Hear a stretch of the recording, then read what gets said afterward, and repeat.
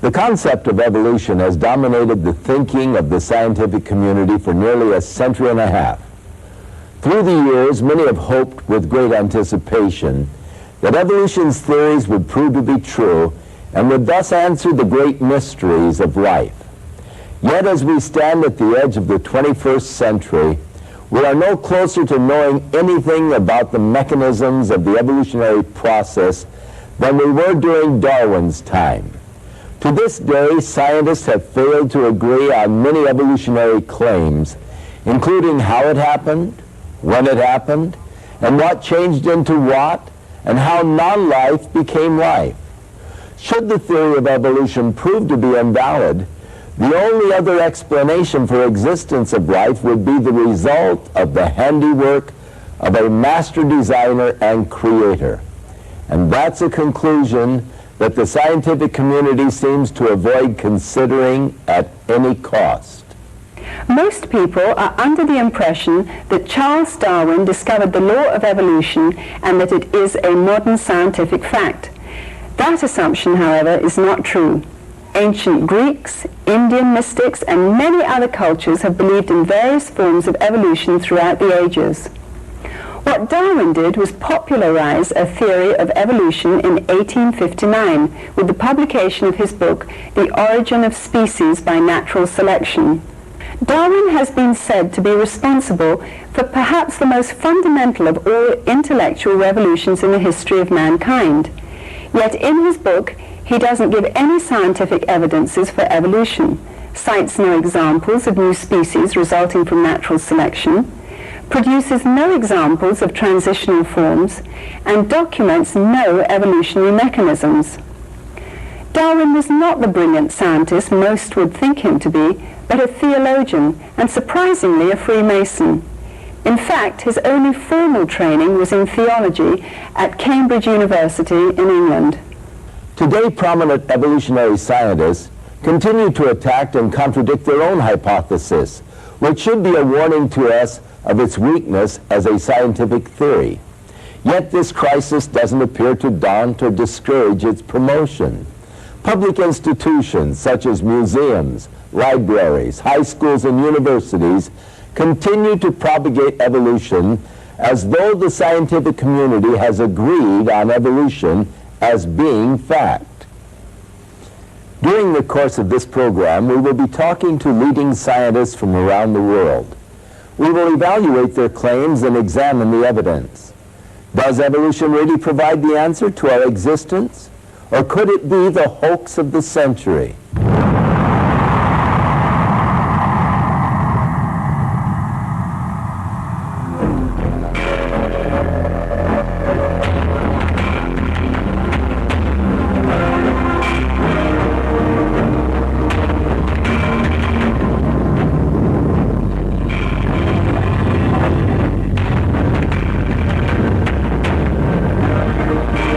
The controversial question of how life began has puzzled mankind for thousands of years. There are two schools of thought. One idea is that God is the master of nature, the creator and ruler of the universe, who designed each kind of life on Earth with deliberate intention.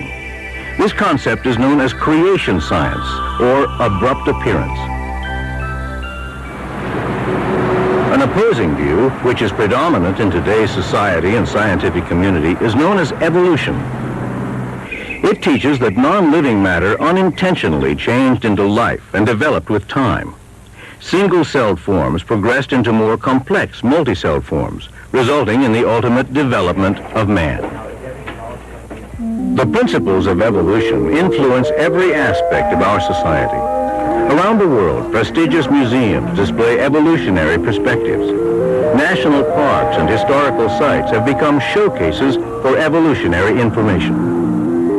Science magazines, geography and natural history publications, children's books, and TV specials present evolution to the public as fact. Many of today's most popular films, amusement parks, and even breakfast cereals promote evolutionary concepts to eager audiences. Textbooks that develop evolutionary theories are compulsory reading for public high school, college, and university students. Evolution has become the foundation for most scientific disciplines, including paleontology, geology, biology, and astronomy. The aim of many scientists is to eliminate supernatural explanations and provide naturalistic answers. Consequently, many must reject God's supernatural intervention in a miraculous creation. The parallel ideas of reincarnation and evolution have always been closely linked to the occultic beliefs of many of the world's pagan religions. But during the mid-19th century, this philosophy was suddenly given scientific respectability worldwide by an Englishman, Charles Darwin, who has become known as the father of evolution. The majority opinion of the day held to the biblical account of a creator God who intentionally designed each basic form of plant and animal. Although raised a Christian, Darwin rebelled against this idea and in his theory saw a way to formulate a process without a creator. This is the home of Charles Darwin between 1842 and 1882. It's in this study that Charles Darwin produced his great works. In fact, he used to sit in this chair. It's here he wrote his famous On the Origin of Species, published in 1859. Charles Darwin is a giant among men in modern world because he developed the theory of evolution, which transformed the scientific world. The theory of evolution by natural descent was in vogue long before Darwin's time. What Darwin did was provide a rational explanation of how it might have operated. So rational indeed that many people said, why didn't I think of that? Many people felt most comfortable. As far as Darwin was concerned, he was their hero. He provided the explanation that they were seeking. Modern science was born in 1620 when Lord Bacon wrote Novum Organum. Between 1620 and 1860, most scientists believed in a creator and in the creation of man. Today, few scientists believe in creation or a creator. What happened? Who were some of the molders of the modern mind? Standing here by Thomas Huxley in the Museum of Natural History. He's been called Darwin's bulldog because he took the theory of Darwin and gave a forceful presentation of it. Huxley believed that you could explain everything in nature apart from the creator by pure natural laws. We have to remember that after all, creationism was what everybody thought not all that many years ago. And creationism was overthrown in the scientific community by evolutionary thinking. For the most part, Darwin's book was considered blasphemous by the average person in England at that time. Karl Marx, an atheist and the originator of communism, was delighted to find a scientific rationale in the theory of evolution, which he claimed gave validation to his new philosophy. Marx admired Darwin, and the two communicated and corresponded. In appreciation, Marx even attempted to dedicate his greatest atheistic work, Das Kapital, to Darwin. There were communists of the day, and Karl Marx was one of these, who saw Darwin's theory as giving scientific credibility to what was previously merely a philosophy. The philosophy of socialism, the philosophy of communism, it all became scientific and credible with Darwin's theory.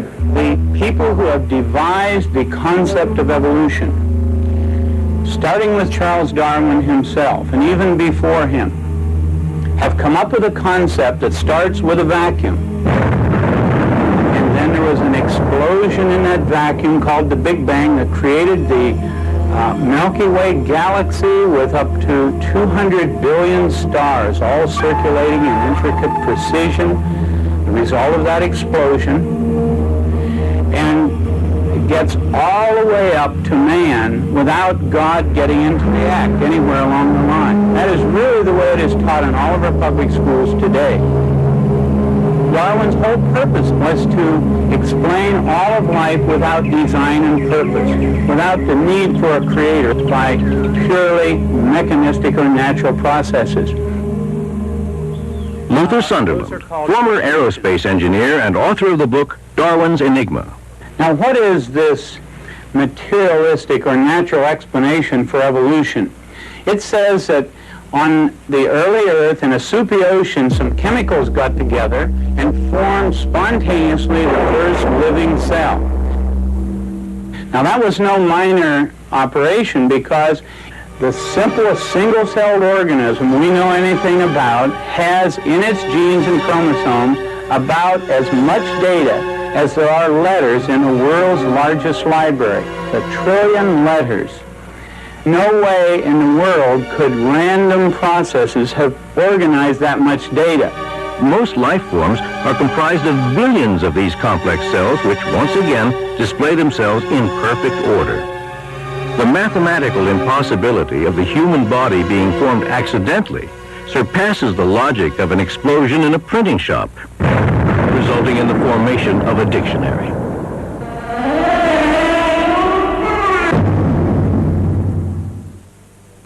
Appearing in the film The Evolution Conspiracy is Dr. John Morris, who is head of geological studies for the Institute for Creation Research in San Diego, California.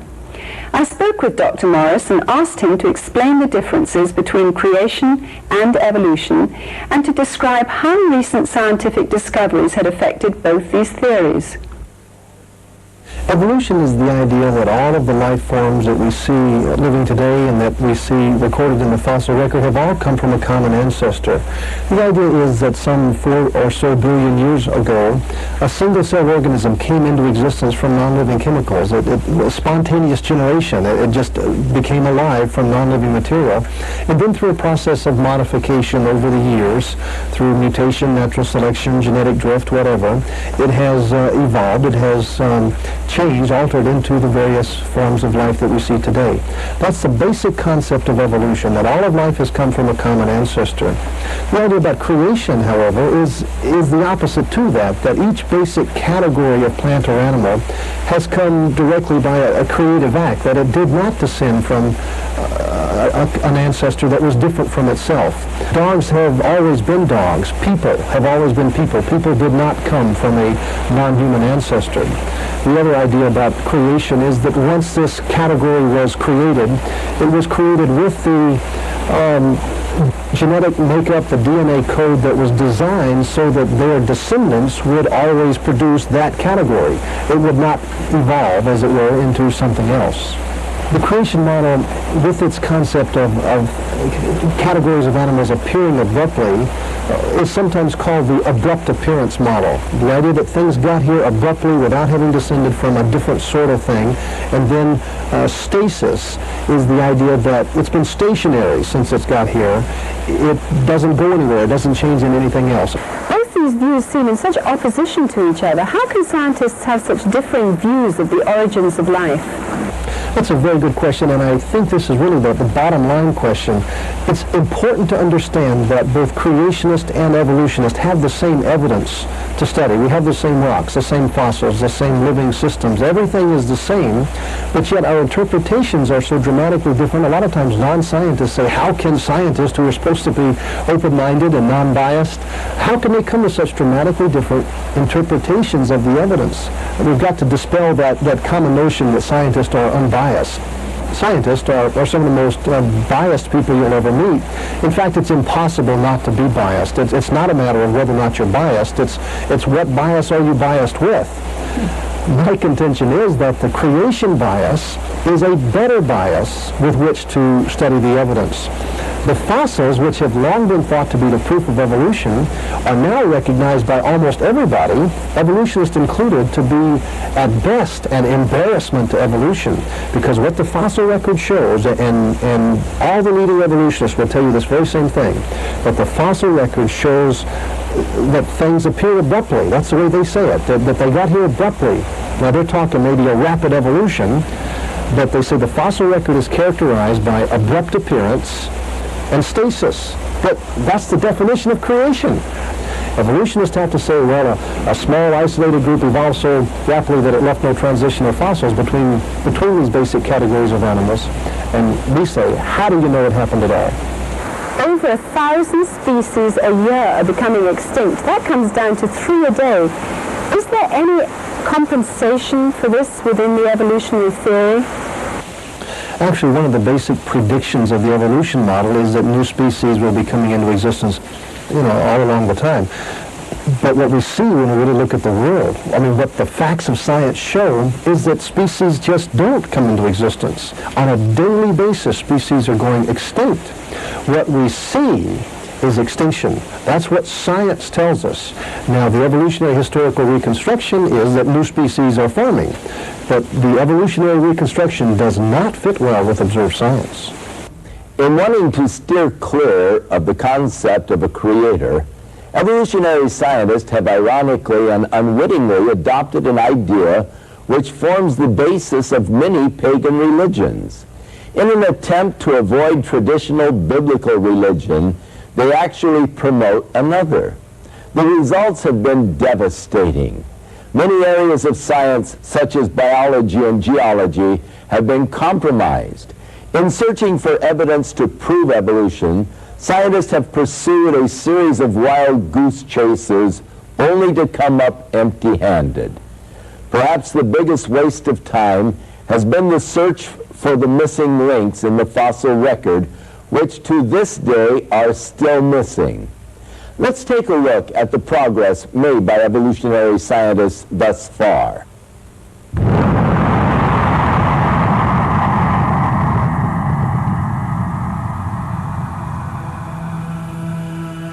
If evolution has really occurred, we ought to be able to see the evidence in the fossil record. After all, that's the record of the past.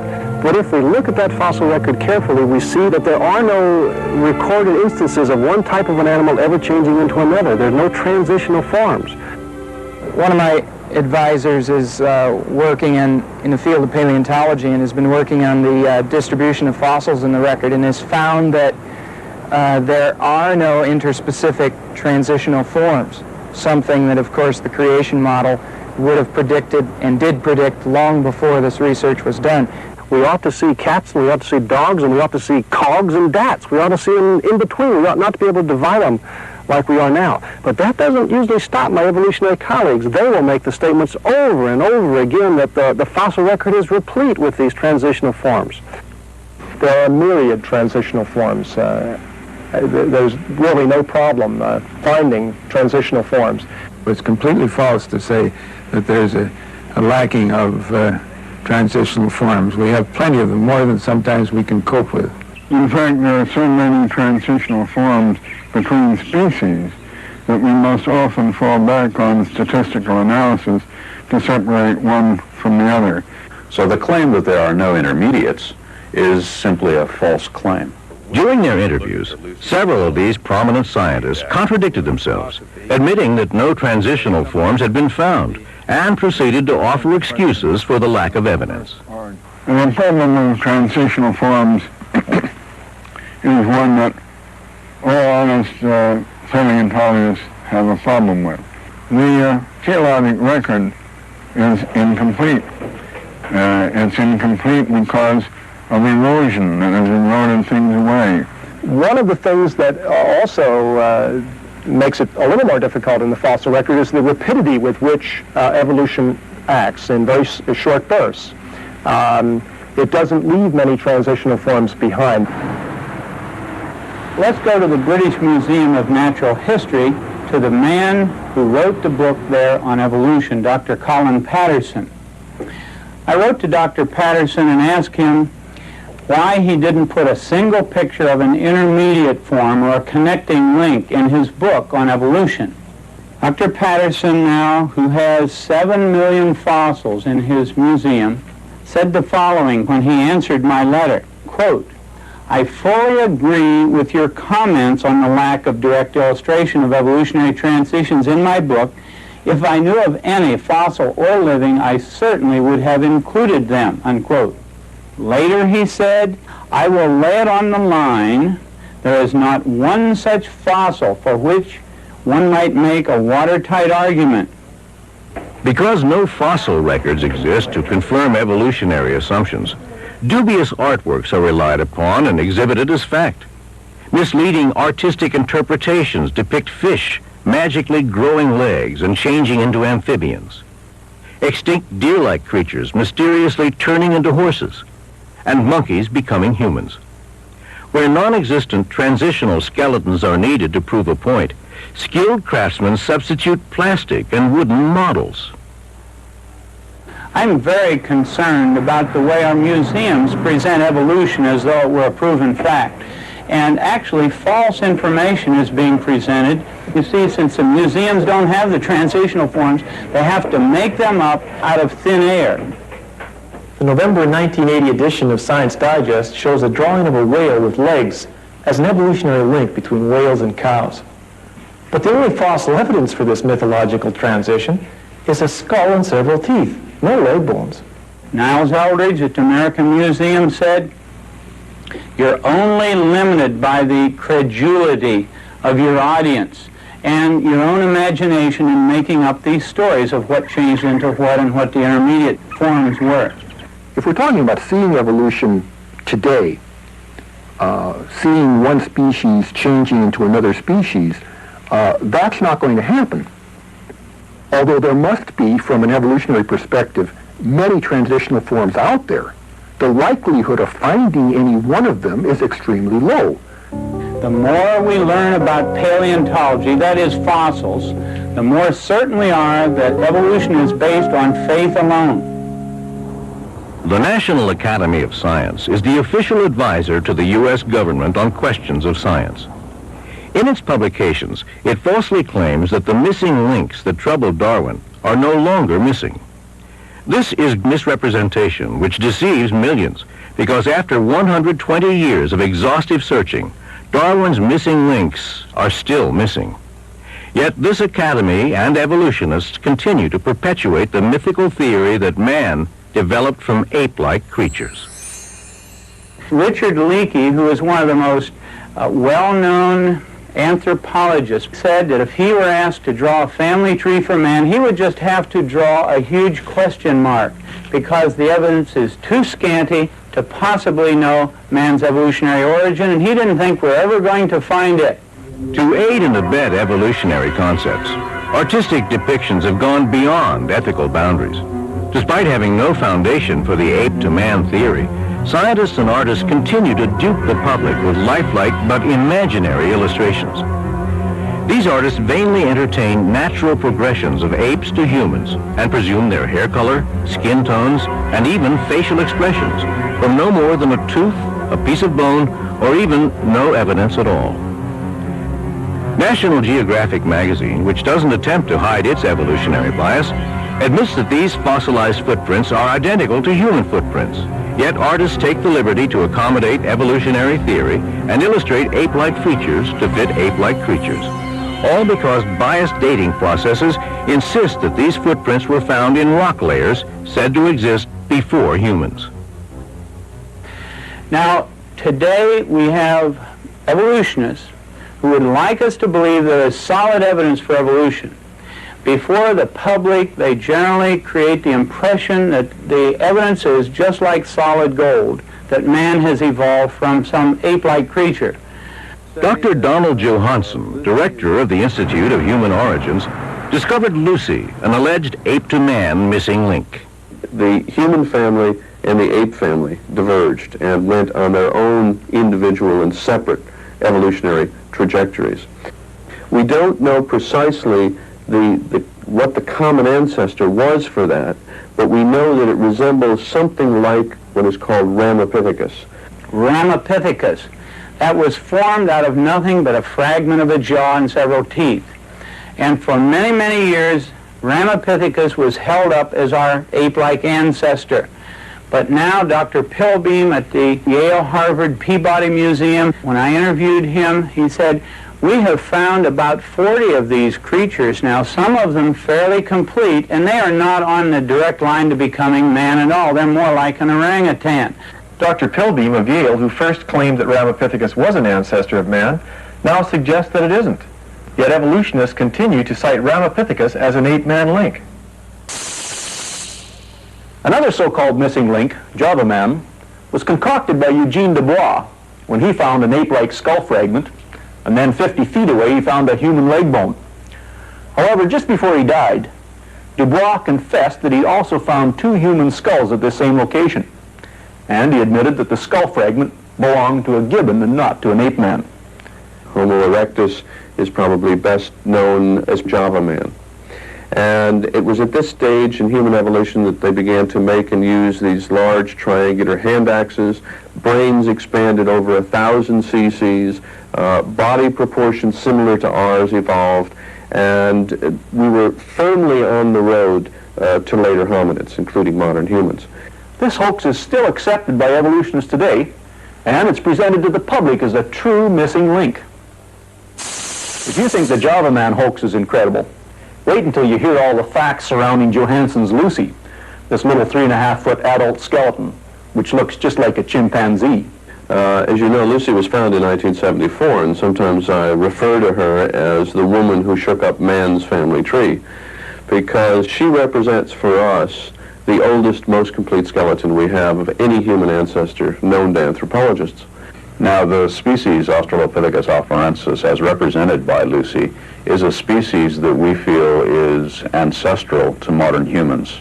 And the significance of Lucy is that she gives us a good idea of what our ancestors looked like some 3 million years ago. We can learn from her skeleton about the way that she walked, for example. When we look at her knee joint, when we look at her pelvis, we see that she walked like you and I, instead of like a chimpanzee. Johansson said, even though this is a very ape-like creature, it walked upright. Well, the pygmy chimp today wanders around in the rainforest walking upright almost all the time, so that doesn't prove anything. Actually, the only features of Lucy which even hint at erect posture are the knee and hip joints. Dr. Charles Oxnard, with a sophisticated computer analysis, has concluded that Johansson's claims for the hip are unfounded, and it must be pointed out that the knee was not even found with Lucy. This knee joint was found over a mile away, 200 feet deeper than the other bones. She comes closer to representing, I think, what the average person thinks of as the missing link than any other fossil we had ever found in Africa. So she has extraordinary importance in terms of understanding the very earliest phases of human evolution. Richard Leakey and others are now claiming that, in all likelihood, Lucy is really a mosaic of 2 or more species. This isn't funny. What is funny is that they claim that creation isn't scientific. The next thing back was Piltdown Man. Here was a case where a human skull had been doctored up along with a jaw of an orangutan to make the jaw look somewhat human. The teeth were filed. It turned out to be a pure fraud. Piltdown Man was a purposeful fraud, and it fooled the world's greatest evolutionists simply because they so much wanted to believe that there was some evidence for evolution.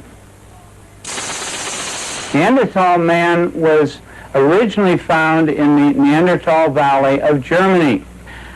These creatures, almost all, looked very modern, but several of them, 2 or 3, had a very stooped-over, brutish appearance. Now, however, 2 scientists have gone over to the museums in Europe from Johns Hopkins University, got these bones out of the museums and x-rayed the ones that had a very stooped-over appearance. And lo and behold, they discovered that the stooped-over creatures had rickets or some vitamin D deficiency disease, such as arthritis. They have reclassified the Neanderthals from a separate species, now put them back into Homo sapiens, the same as modern man. Now, Nebraska man consisted of nothing but a single tooth. And around this single tooth, pictures were drawn showing an ape-like creature that had evolved into man.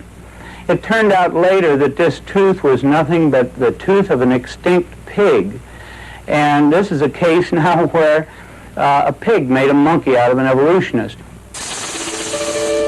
I think man has always been man. The scientific evidence shows this, and this, of course, is very consistent with the account of creation that is presented in the book of Genesis.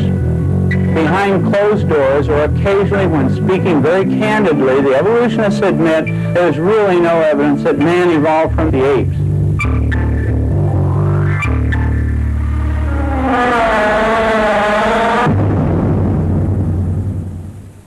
Artworks in museums and textbooks show the nature of evolution. What is the truth behind these artworks? You know, I talked to an artist about a year or so ago who was an artist for an evolutionary textbook, and he was told to draw a picture of one of these missing links between an ape-like ancestor and man, and he was given the skull of a creature to work from. The drawing that he made of the creature that would have had that sort of skull looked very ape-like. And when he showed it to the author, he said, "Oh no, that'll never do. You must make it look more human." So he went back and drew it again and made it look more human. They said, "Oh no, that's still not good enough. You have to make it look clearly, really man-like." And so he had to redraw it again, and they kept rejecting it. Finally he says, "I refuse to lie in my artwork. The facts are that this thing is an ape. It's not a human ape missing link." Many times I think that artistic license and imagination substitutes for good science among my evolutionary colleagues. How has evolution managed to become so pervasive in our society? I'm convinced the reason most people believe in evolution is because most people believe in evolution. The facts of science never did particularly point to evolution, particularly now the fossil record, the record of life in the past, just doesn't give any clue that any basic category of animal has ever changed into another basic category. But we're all taught it. We're taught it from day one in schools, and we're also taught that if you don't believe in evolution, you're an ignorant person, a fundamentalist or something. But in reality, the evidence just doesn't fit, and never has fit evolution very well. And many evolutionists now are abandoning evolution. They're looking for some other explanation of the origin of things. In schools, students are taught that evolution is a fact. Is it proper for scientists to claim that evolution is a fact? I remember at the Scopes trial in 1925, all the arguments that were used in favor of evolution have now been disproved. They're no longer even thought to be proof of evolution, such as Nebraska Man. This was a human ancestor, so it was thought. It was based on one tooth that was found, and from that tooth was built up not only the whole person, but the family, the wife, the kids, the whole community, just off of one tooth. And it was found out later that that tooth was really not even a human tooth. It was from a pig. A Piltdown Man was another one that was used as proof, and now we know that Piltdown was a fraud. Well, those things were taught as fact, and people believed evolution because of the proof that was given. But now we know that those proofs were in fact wrong, but people still believe in evolution because you see how it works. They were taught it was a fact, they believed it, and it got to where the evidences were unimportant anymore.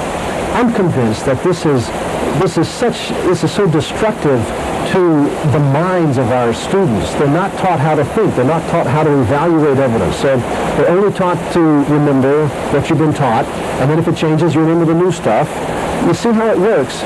You know, I think this issue of creation evolution goes far beyond just how we look at rocks and fossils. I think it's really a basic foundational issue.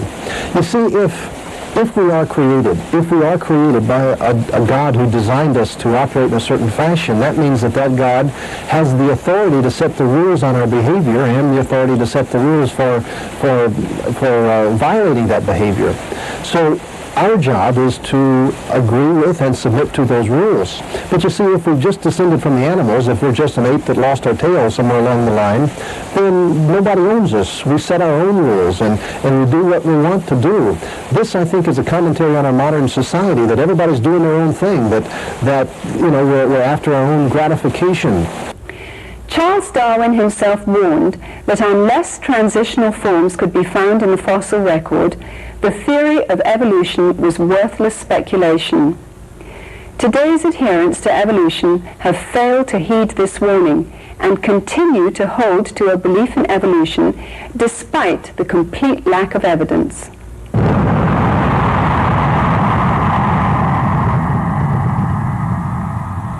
The evolutionists realize that they can no longer rely on the fossil record to give them any support.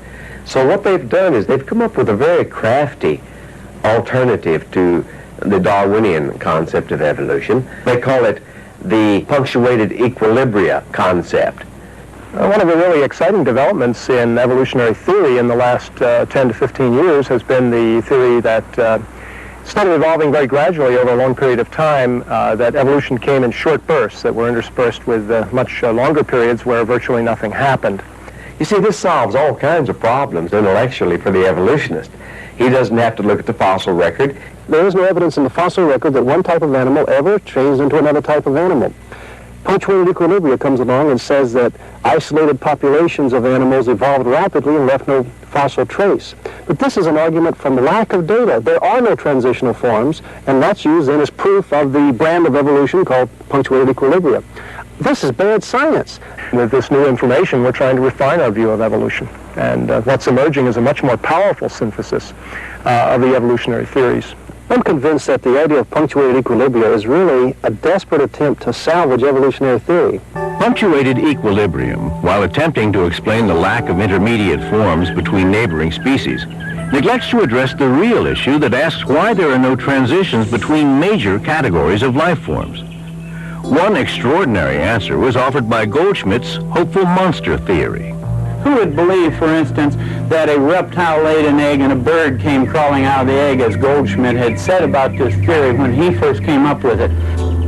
We are literally going back to the very foundations of evolutionary principles and reevaluating once again the mechanisms whereby evolution takes place. Unfortunately, I think a number of those outside the scientific fields that deal with evolution interpret this as a casting doubt on the very, what I would call the fact of evolution. What it does say to us is that the evolutionists are running scared. It seems like almost every new development in science is converging to destroy evolution. Whether we're talking about new discoveries in astronomy or in paleontology or biology, this is true. I just realized finally, after studying all this material and thinking this thing through, that the evidence, the scientific evidence for creation is a lot stronger than the scientific evidence for evolution. In the last decade, most of the basic pillars upon which evolution has stood have collapsed, and the theory is in chaos. Now, unfortunately, at this time, the evolutionists are crying louder than ever before that evolution is a fact. Well, it's my personal view that evolution is a dead certain fact. Evolution, there is no question that it happened. The geological record cannot be explained in any other way than through the evolutionary process. Many times you'll hear the statement that evolution is a fact, but a scientist should know better than to make a statement like that. If evolution has ever occurred, it was not observed, and therefore it's outside the realm of science. It's inaccessible to scientists and the scientific method. Many of my evolutionary colleagues are coming up with very bizarre theories. It seems that they recognize that evolution doesn't make good sense scientifically, and so they're forced to come up with these incredible imaginary ideas. For instance, some now recognize that the spontaneous generation of life from non-life is scientifically impossible. So what do? Do they attribute it to a creator? No, they claim that life came from outer space. Well, they can believe that if they want to, but they shouldn't call it science, and they shouldn't teach it in schools as if it were science. Evolution is simply a matter of making up stories in place of the actual scientific data. Science used to be the search for truth. Now it seems it's deteriorated into the search for a believable story.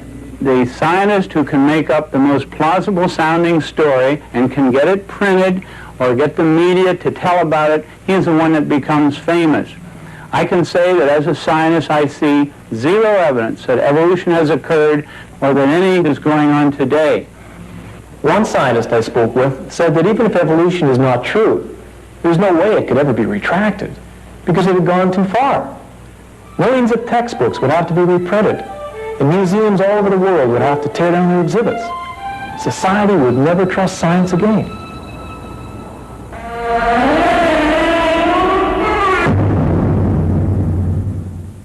Paul the Apostle speaks of men who do not want to retain God in their minds. And this is the only reason why the evolutionary theory is still held on to, because it offers to man the explanation for his existence apart from God. But as Paul the Apostle also said, professing themselves to be wise, they have become fools. because they have changed the glory of an incorruptible God, and they have fashioned it like unto corruptible beast. And they have worshipped and served the creature more than the Creator, who is blessed forevermore. And that's the problem. The worship of the creature rather than the Creator. But that in itself is irrational. To look at the beauty and the design of creation and then to worship the creation itself is not rational. To look at a rose, to admire its beauty, to smell its fragrance and say, oh, that's God. No, that's irrational. That is a creation of God. It shows the signs of God in the design. And so the wise person will go beyond the creature and worship the Creator, who is blessed forevermore. Don't get caught short. Go all the way and worship God, the Creator.